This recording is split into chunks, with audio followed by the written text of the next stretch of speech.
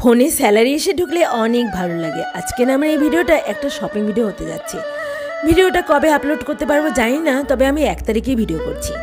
চলে গেলাম ঘড়ি দোকানে। প্রথম দোকানে ভিডিও করতে দেয়নি, তাই এটি দ্বিতীয় দোকানে ভিডিও। আমার বাজেট 1000 টাকা। যেহেতু আমি জুনিয়র ডাক্তার তাই বাজেটে একটু কমে রেখেছি। এটা সেই দ্বিতীয় দোকানে ভিডিও। প্রথমে দেয়াল ঘড়ি দেখছি যে কি বাজেটের মধ্যে হয় কিনা। দেখছি দেখো তো তোমাদের কোনটা পছন্দ হয় কিনা। এই দোকানে ঘড়ি দেখতে দেখতে একটা ঘড়ি আমার বেশ ভালো লেগে গেল, তাই দোকানদারকে বললাম নামিয়ে দিতে। এই যে এই ঘড়িটা আমার কিন্তু বেশ পছন্দ হয়েছিল। আমার ছোটো বোন তখনও কিছু বলেনি যে ওর পছন্দ হয়েছে কি না। তারপর এটি নামিয়ে দেখানোর পর আমার ছোটো বোন বললো যে ওর কাছে খুব একটা ভালো লাগছে না, আমরা যেন নেক্সট দোকানে খুঁজি। তাই আমি ঘড়িটা বাদ দিলাম। দাম ছিল 600 টাকা। এই যে এটা সেই ঘড়িটা যেটা আমার ছোটো বোনের পছন্দ হয়নি, তাই আমরা সেখানেই হাত ঘড়ি দেখা শুরু করে দিলাম। ভাবলাম যদি বাজেটে কুলায় তাহলে কিনবো।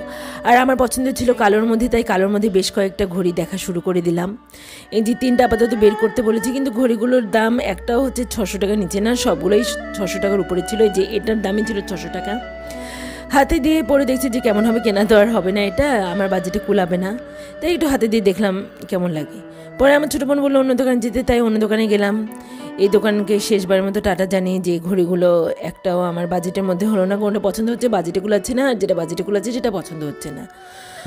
পরবর্তীতে আরেকটা দোকানে গেলাম। গিয়েই আমার একটা হাত ঘড়ি পছন্দ হলো। এটা 3 নম্বর দোকানের, যে কালোর মধ্যে। এটা দাম ছিল 250 টাকা। বেশ ভালো লেগেছিলো ঘড়িটা, কিন্তু পরে মনে হলো ঘড়িটা কেনা ঠিক হয়নি।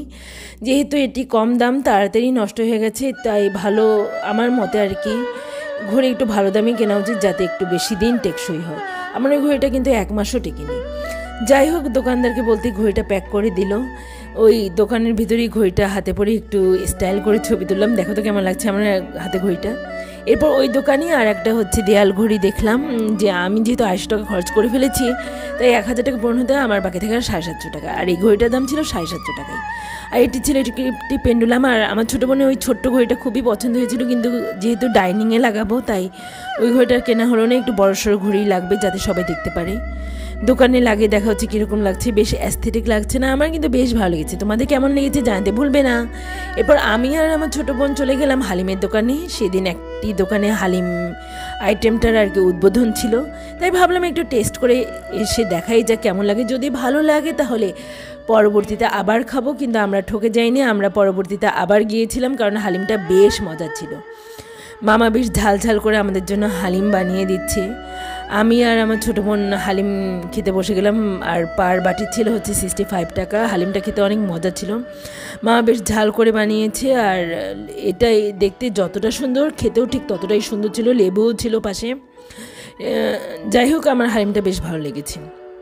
এরপরে ঘড়িটা নিয়ে বাসায় চলে এলাম।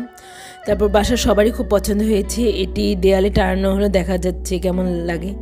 বেশ ভালোই মানিয়েছে দেয়ালে ঘড়িটা, আমার তো বেশ ভালো লাগছে। তোমাদের কেমন লাগছে জানাতে ভুলো না।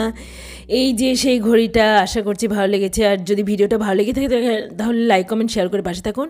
আর সব থেকে ইম্পর্টেন্ট, সাবস্ক্রাইব করুন।